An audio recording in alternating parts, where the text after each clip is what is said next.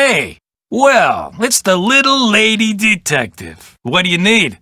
Glad you dropped in. Lori told me she'd given you a letter from Jake Hurley that says how to find his mine.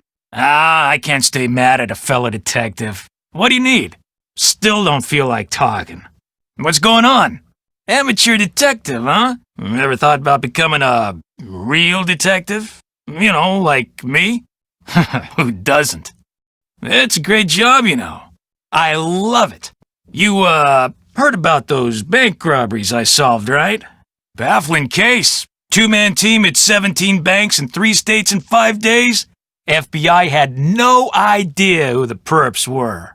But after forcing their vehicle to a stop, confronting them, despite the fact that they were armed and giving chase, I single-handedly made the collar. You heard wrong. You see, Nancy, when somebody does something really remarkable in this country, the first thing everybody else does is try to tear them down. Reporters, late-night comedians, even some of my fellow officers, all have been spreading vicious lies about me. Why? Because they've never done anything remarkable in their sorry little lives, and they're jealous. Anyway, you should look around in here. Lots of interesting stuff. This was Jake's private car, you know. Yeah, at first I thought it was an old coin, but it turned out to be some kind of slug. Probably been lying there for 100 years. It may have served a purpose back then, but now, worthless. Nah. Sure, in fact, well, I'll tell you what. What else can I do for you? Oh, yeah? That slug? I mean, I knew that slug was a clue.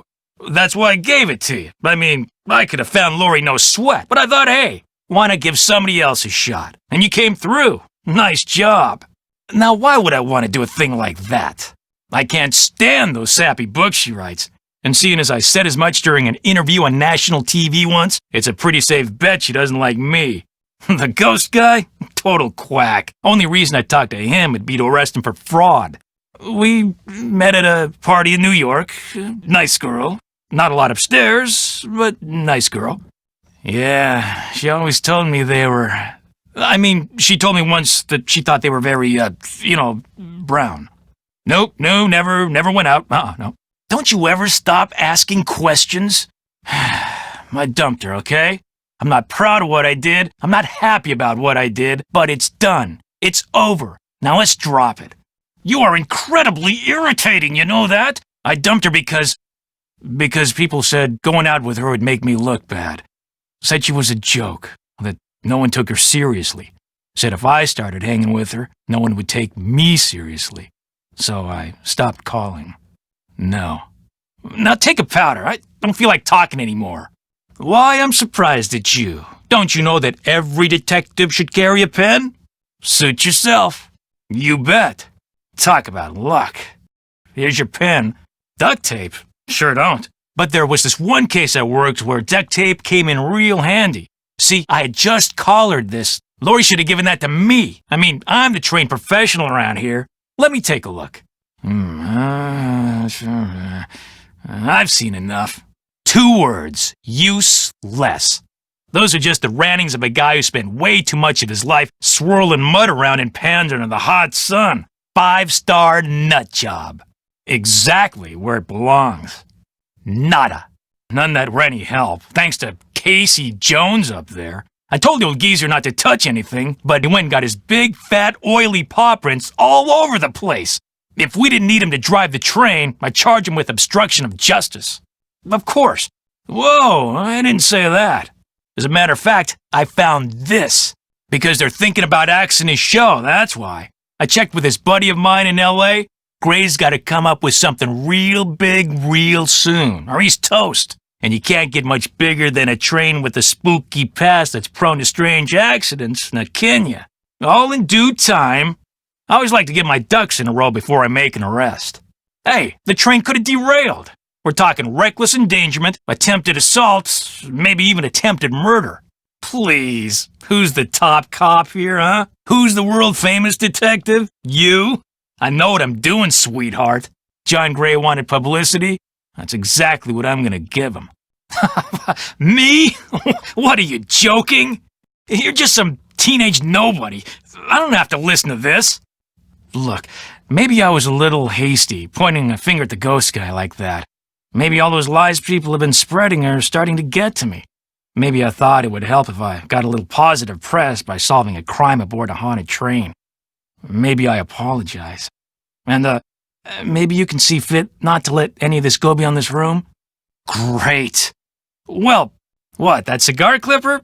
Go ahead, take a look. He probably died trying to work that mine of his all by himself. But I'll let you in on a secret. I'm onto something that could crack this case wide open. Sorry, can't go into detail. Let's just say that thanks to yours truly, what happened to Jake Hurley won't be a mystery much longer. Well, as it happens, I got lots of pins.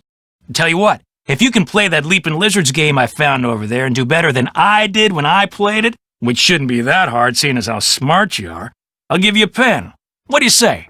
But look, from now on, if you come across anything that may have something to do with Jake Hurley in his mind, let me know, okay? Just so I can, give you advice, help you sort things out.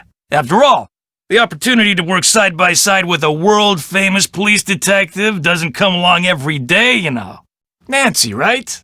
She could have been kidnapped, she could have been tossed off the train, she could be hiding from us. But I obviously won't know which until I've gathered all the facts. I'll know the facts when I know the facts. The truth can't be rushed, you know. Of course, it may not look it because that's my style. I'm a low-key kind of guy. But hey, don't worry. Well, as you may or may not have heard, I didn't find the mine, but at least now I know where it isn't, which is just as good as knowing where it is. Sorta. Oh. Don't mention it. Helping people is what I'm all about. Not a problem. Anything for a fellow detective.